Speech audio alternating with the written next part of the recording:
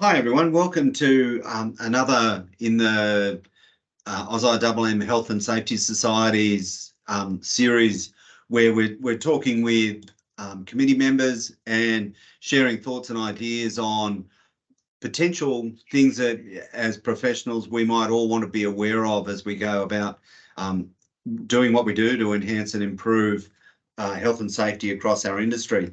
Today I'm here with Terry Merton. Terry's a reasonably new member of the committee and has thrown in some great ideas and lots of really good information so far. And so we've got Terry there. I'm going to do a bit of an intro. I'm Pete Standish. So Terry, over to you to do a bit of who you are and what you're hoping to bring to the conversation. Hey, I'm Terry Merton. Been in the industry a while, almost 19 years now, actually. All my time's been on site. Majority has been in Queensland, but spent time in New South Wales and Western Australia. Did a bit of bauxite over west, which was interesting. But yeah, came home and resumed my passion for dragline planning.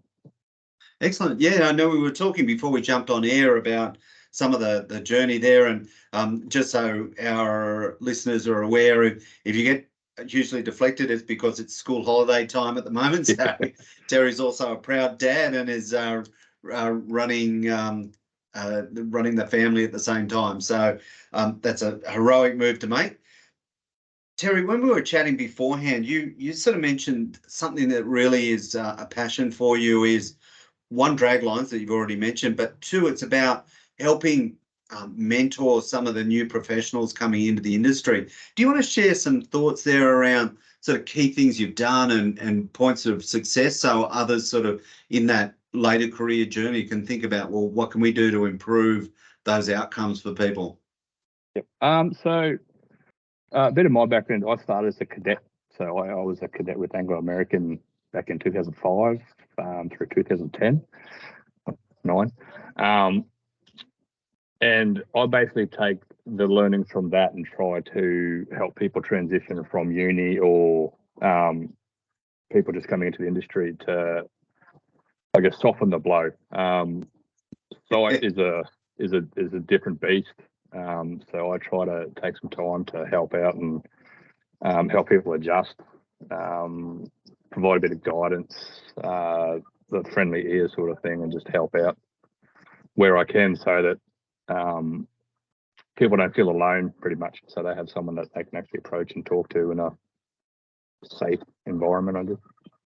No, that's really a great thing to think of. So when you say you're sort of approaching, I know thinking it through, some of the kind of career events that people will have is particularly when they leave uni and or come into the industry is that gap between elegant theory and practical reality. So are there sort of key experiences that you try and point people to or reference material? Like is there a secret source that you want to sort of talk to at all? The hard thing is every experience is different. So take draglines, for example. When we have new people to draglines, we joke about it often, but you can often go to a dragline and walk into a hostile dragline cab. Like, as you're walking in where they dump their last bucket, you know what sort of reception you're going to have. If they cover you in dust and stuff, you know that you're in trouble. So it's really having the ability to go in and have that conversation and be able to, I guess, take the message that is given to you and process it in a positive way. Not all interactions out there are positive, but it's about how to take that message and interpret it for what they're actually trying to say, rather than just vent their frustration. So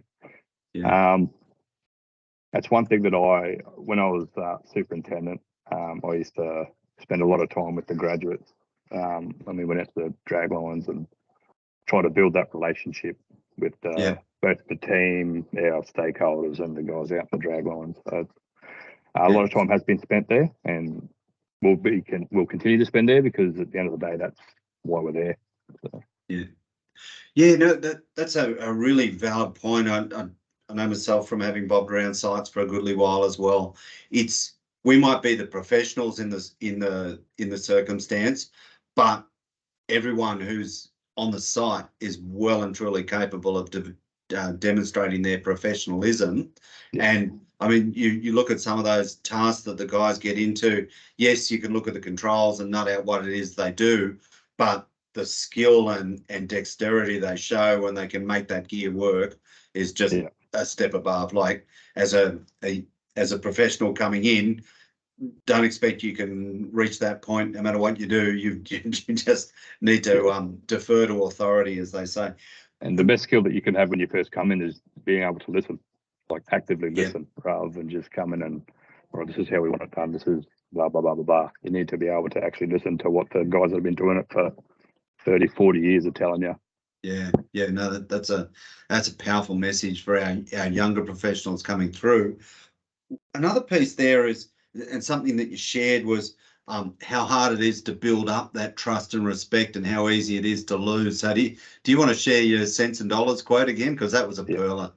So I had a manager a few years back who loved that saying, and I stole it off him. I'll admit that now. But the saying is that you build up trust in 5-cent pieces and you throw it away in $5 notes. Yep. And it coincides with the saying that mud sticks.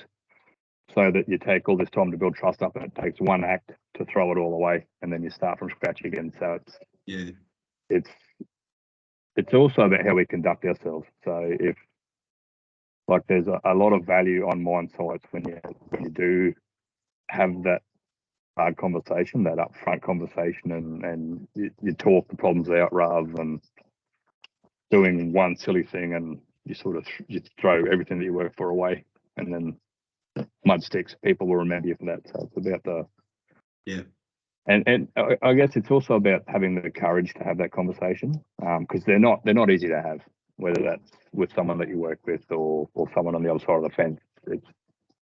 It's a hard time, and it's a hard thing to go through. And a piece of advice would be to have that sounding board that you can bounce ideas off and go to for help and all that sort of thing. So that's priceless. Yeah, no, it's a powerful message, isn't it? It's certainly something that we would want people to reflect on. I mean, you were sharing before how technical the dragline operations can be. I mean, anyone can look at it and look at an open pit coal mine and see a dragline swinging, but to get the technical piece right and to get that depth of knowledge about understanding what good looks like and why, that's a powerful thing to pick up on. There's a couple of other things, whether you want to talk to and reflect back on your early career. You mentioned coming through from a cadet, but then you mentioned a move through mine planning, tech services, and across into more the operational piece with sort of being the lead on draglines in the business. So do you want to share any sort of key points in the journey there that you think our membership will benefit from being able to reflect on? So I started as a cadet, and I was actually a apprentice electrician before that. I didn't do great in school.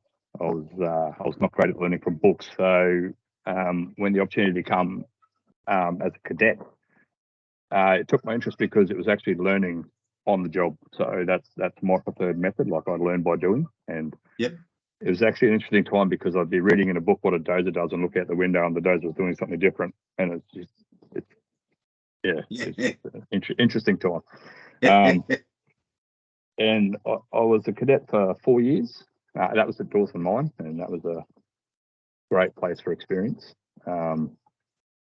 Wouldn't change anything, to be honest. Like, at the time it was hard, but looking back, it really did shape who I am now. So I'm grateful for that time. After that, I jumped through the ranks pretty quick. So I was senior engineer, superintendent, across 3 different mine sites in 3 different states. So that was great experience also. So I got to spend some time in New South Wales and over in Western Australia, and came home to a tech services manager job. And it took me 9 years to get there, and I was of the mindset that that's just what we did. We worked our way through the ranks, and you're going to be a manager. That's what you work towards. Took me 12 months to realise that I didn't want to be a manager. Wasn't my cup of tea. I had a young family. I never saw them, so I just made the decision that this isn't for me. Later down the track, absolutely, but while I've got young kids and I want to actually spend time and build some great memories with them, I couldn't do that in that role, so I stepped down. And I basically worked my way back down. So from manager down to senior engineer into an engineer's position, which I'm in now. And I'm loving it, to be honest. I get to focus on dragline planning, which is one thing that I absolutely love. I love a lot of things about the mining industry, but dragline planning especially is it. And it's just, I'm at a sort of in a point in my career now where I'll focus more on the content expert stream rather than leadership. I show leadership in a different kind of form, but yeah. So I think draglines for me, it's because it's so technical that it draws my attention. One thing that I often tell people about the dragline, like understanding draglines, is we use a program called 3D Dig, excuse me, that actually does a 3D simulation of a dragline dig. The way the dragline works the complete opposite way to a dragline works in real life. So understanding small things about, I guess, the software we use and the dirt movement that actually really help out in the paddock so that we can translate that to the operations guys. And it never ceases to amaze me the challenges we have in dragline planning. After 10 years, I still get shocked about some of the stuff that we do, but I also love the challenge of trying to fix stuff like that. When something does go wrong, it's all panic stations, and then you're in to fix it, and you're doing it the most optimized way, but maintaining safety at the same time and communicating at the same time. And I get a kick out of it in a sick kind of way. No.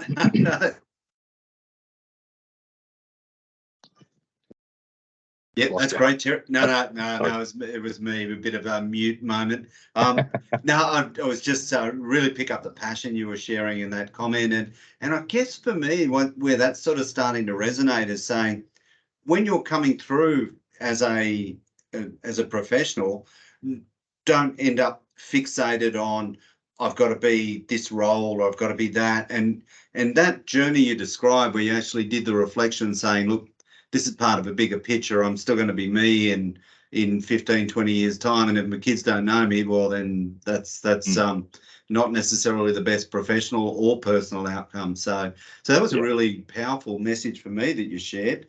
It was actually really powerful to live, to be honest, like that lived experience that I've had offers to go be manager again.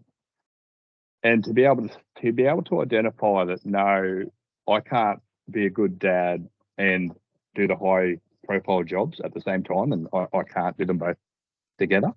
Yeah. For me, it was a turning point that all of a sudden, like it was almost like a light bulb moment that it's okay to not be at that level. It's okay to be comfortable where I'm at the moment. Yeah. And like I turned 40 this year, and I watched these young guys come through, climb the ladder, and I missed it because of, you get the excitement of the higher levels, but at the same time you come home to your family and like the kids actually want to see you. That's priceless. Work will always be there, but young kids won't. No, okay. No, thanks so much for sharing that, Terry. That's as much as anything a real great takeaway for our professionals. I guess one piece that you spoke to and that I wouldn't mind maybe reflecting and then wrapping up on is around, you mentioned working in lots of sites and that, so you've lived a fly-in, fly-out lifestyle as part of what you were doing? Did I get that right, or have you always been residential? No, I was drive in, drive out for a bit. Yep. I haven't done fly-in, fly-out. I tried to, most of the time we were residential. Yep. We wanted the family in it to be close, so I was home every night, and I did drive in, drive out for about 9 months, back in 2016, I think it was. Yep. And that ended very abruptly when my son was in prep, and they asked him to draw a picture of the family, and he's a literal kid, and he drew everyone but Dad. And then it's like, right, drive in, drive out doesn't work for us. You're all coming to live out in Blackwater. So Yeah, okay. family had to leave the beach and come live in Blackwater with me. So. Yeah, no, I won't push too hard down that track, but I'm sure there were some creative conversations to swing that one. Yeah. You're all good. Terry, look, it's been great chatting, and I think we've hit some high points. So, like, I guess the piece, and if you think about us, like we're really passionate about trying to improve health and safety across the industry, and a big part of that is having our professionals thinking deeply and actually including those sorts of outcomes in what they do. And I've really enjoyed listening to you reflect on the dragline piece, because when you think about it, it's a really technical role.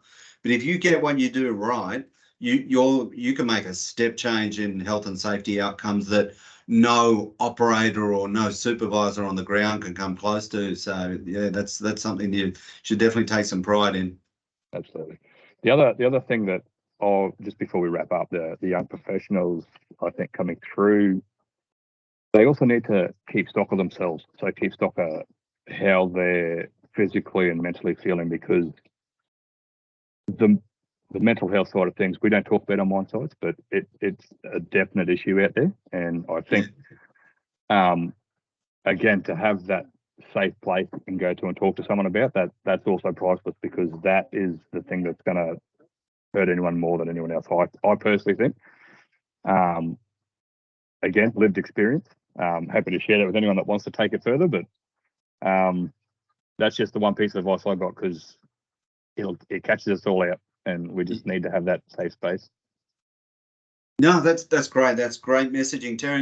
And I suppose, like, speaking from the Health and Safety Society Committee point of view too, like, we're an approachable group. If you reach out, we will certainly reflect on anything that professionals within the Institute are interested in. We'll got really powerful brains trust there, happy to reflect on things and come back. But look, Terry, it's been an absolute buzz for me talking and listening to you. It's kind of nice to do a bit more and learn a bit more about the committee that we're serving on. So really appreciate your time today, and look forward to all of the comments and feedback from our membership base when they get a chance to look at it.